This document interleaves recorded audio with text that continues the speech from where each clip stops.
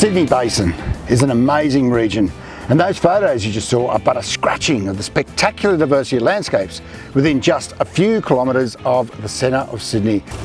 Hi, and thanks for dropping in on this clip of the Sydney Basin, where we'll be exploring how the Sydney Basin works from a natural heritage perspective. And here we are along Walleye Creek and the Walleye Creek bushland corridor. It extends a few suburbs that way towards Bexley and off towards the airport. So it's not that far from the centre of Sydney. And here, atop Nannagoot Hill, you get quite a vista and quite a sense of just how lucky we are to have these bushland corridors. And to give you an orientation, imagine you're coming from Canberra along the freeway, the tollway there that goes through Bankstown and then gets up to Kingsgrove, and then you hit Bexley and you go into this deep tunnel towards the airport. That's just to the left, and you would pop up just over my left shoulder towards Sydney Airport. And this area was preserved through the efforts of the Walleye Creek Preservation Societies. I'd also like to recognise the Pigeon peoples, who are the traditional custodians of these lands and have had an ongoing relationship for thousands and thousands of years. We're going to look at some of those different landscapes of the Sydney Basin, and I thought we'd do that by looking at a map and giving you a bit of a geographical orientation of where some of these areas are that we'll be talking about and where we'll be visiting. The first map, as we can hear the currawongs in the background, the pied currawongs, giving you a sense of where the Sydney Basin is located, and obviously it's around Sydney, and it only makes up about 0.5% of the total landmass of Australia, yet it has a number of significant natural and cultural heritage features, including it has 6 of Australia's World Heritage Areas. It has the site of the first European settlement. It has the oldest cave system and the first legally protected cave system, and the richness of its wildlife species is only second to the southwest corner of WA. And it has the first locale for the use of dual naming in Australia up at Lake Macquarie, where the language of the Awabakal peoples will be used alongside English. All of that packed into only less than 0.5% of the landmass of Australia. Zooming into this region using our second map and using Sydney as a starting point, the Sydney Basin includes that continental shelf about 20 kilometres off from Sydney, heads north towards Newcastle, up the Hunter Valley towards the Liverpool Range. It turns and then heads down in a southeast direction towards Bateman's Bay before heading out onto the continental shelf again and then back up to Sydney. So off we go to explore some of these regions of the Sydney Basin.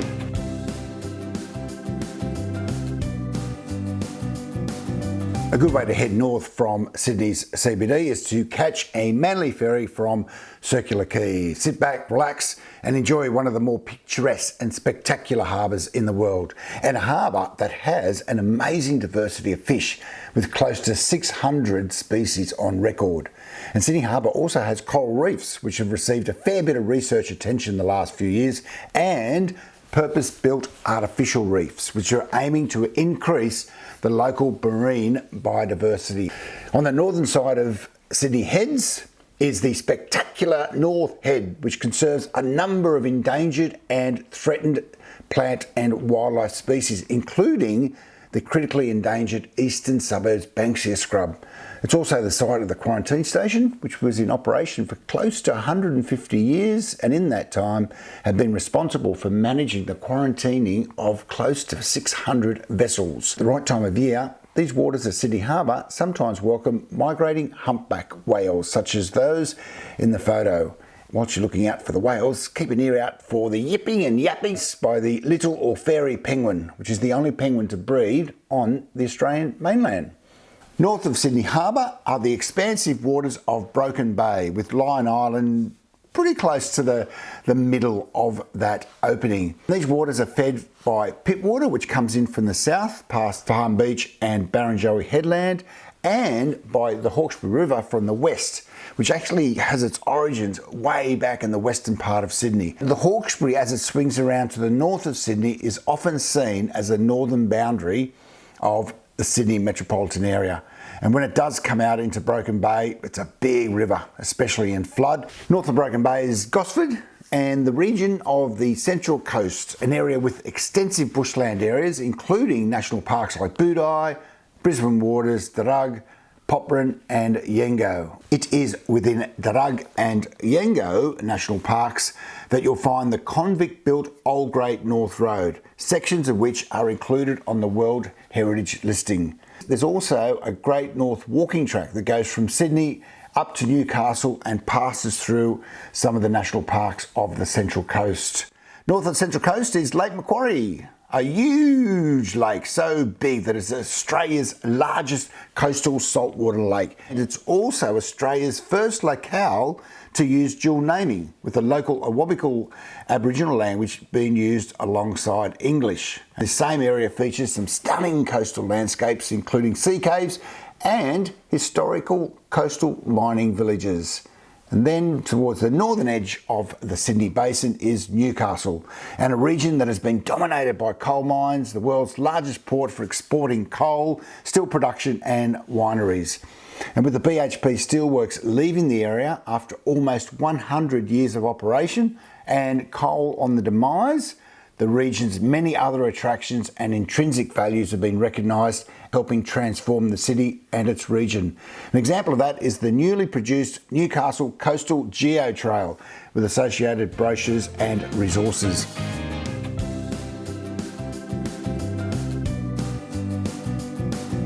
Heading west from Sydney's CBD, and you pass through suburbs such as Pyrmont, Glebe, Balmain, Newtown, those working and industrial suburbs of yesteryear, and which still have memories of those times through sites such as the White Bay Power Station. Further west and you arrive at Parramatta, the traditional lands of the Parramatta peoples, and it was the rich soils within these lands which prevented the early European settlers from famine. Located around Parramatta are sites that reflect this early period and include the World Heritage listed Old Government House, which is the oldest surviving public building in Australia. If you keep heading a wee bit west of Parramatta, you've come up to Prospect Hill and the nearby suburb of Pemaway, who was a Bidjigal Aboriginal man and renowned for his encounters with early settlers. If Newcastle's early claim to fame is coal, then for this part of Western Sydney, it was dolerite. This rock was formed from an igneous intrusion around 170 to 200 million years ago, and it has been quarried from as far back as the 1820s, right up until when quarrying activities ceased in 2013. As we keep heading west, we get to experience the rolling landscape that dominates the western parts of Sydney, and from a naturalist perspective are often referred to as the Cumberland Plain, or in plural, the Cumberland Plains. In the main, the vegetation from these areas has been cleared, with only about 10 to 12% remaining in protected areas such as Agnes Banks, Castlereagh and Windsor Downs Nature Reserves and Skyville National Park. On the western edge of the Cumberland Plain are a series of geological faults that include the Currajong, Oakdale and Nepean faults and the Lapstone monocline. And these mark a type of step up to the Blue Mountains. And that whole Blue Mountains area is part of a wider Greater Blue Mountains World Heritage Area that includes national parks to the north, such as Yengo, and national parks to the south, such as Natai and Kanangra Boyd. This World Heritage Area is significant for a number of reasons, including all the research that's going into the evolution of eucalypts, and there's something like 100 species of eucalypts that are found in this region. That's over 10% of the known species of eucalypts in the world. It's also an important habitat for species such as the platypus, the recently discovered Wallamai pine, and also the Blue Mountains pine. And the southern part of the region protects Sydney's water supply and features a number of tourism attractions, including the Three Sisters, together with a wide range of deeply dissected landscapes such as those of the Grose.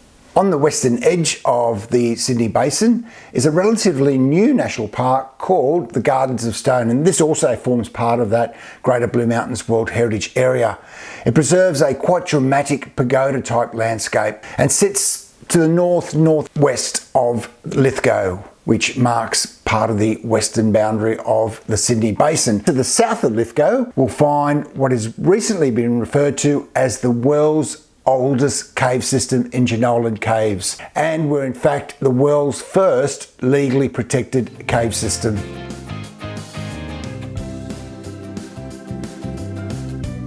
Heading south from Sydney CBD is Royal National Park, the oldest national park in Australia. Some consider it to be the second oldest national park in the world, although, depending on definitions and classifications, some believe it's actually the oldest national park in the world. Not only is this national park important from a historical perspective, it is also important for the natural wildlife of the area, with something like 280 native birds having been recorded for this area, and that puts it up as the highest number recorded for any protected area in New South Wales. And one of the species that has been recorded and that does reside in Royal National Park is the powerful owl. South of Royal National Park is the Illawarra, and this region is characterised by a very narrow coastal strip dominated by this imposing escarpment as a western border. Further south is Kiama, a landscape with extensive columnar basalt formations of the Gerringong volcanics, which relate to a volcanic event some 260 million years ago and that fed some of the first sediments into the southern part of the Sydney Basin when it was being formed. South of Kiama and the coastal estuarine and floodplain landscapes dominate the 7 Mile Beach area. Further south is Bideri National Park, which is co-managed by the local Aboriginal community and includes Australia's only Aboriginal owned and managed botanic gardens. Further down the coast and getting close to the southern edge of the Sydney Basin is Murrumarang National Park. And if ever you've seen a kangaroo on a coastal bit of grass as part of a tourism photo, more than likely it was taken down here at Murrumarang National Park. Inland from these coastal areas are the spectacular landscapes of Moreton National Park, which includes the popular Pigeon House Didthul walking track and the wilderness areas of Budawangs National Park. Hope you enjoyed that brief visit to some of the regions around the Sydney Basin. And for now, looking forward to seeing you in our next clip, and I'm going to head off and explore a bit more of this bushland corridor because it's a lovely time of the afternoon. And there's a flying fox colony nearby, so if I get lucky, they might start to fly out pretty soon, and they're an amazing sight to watch. So for now, see you in the next clip. Adios.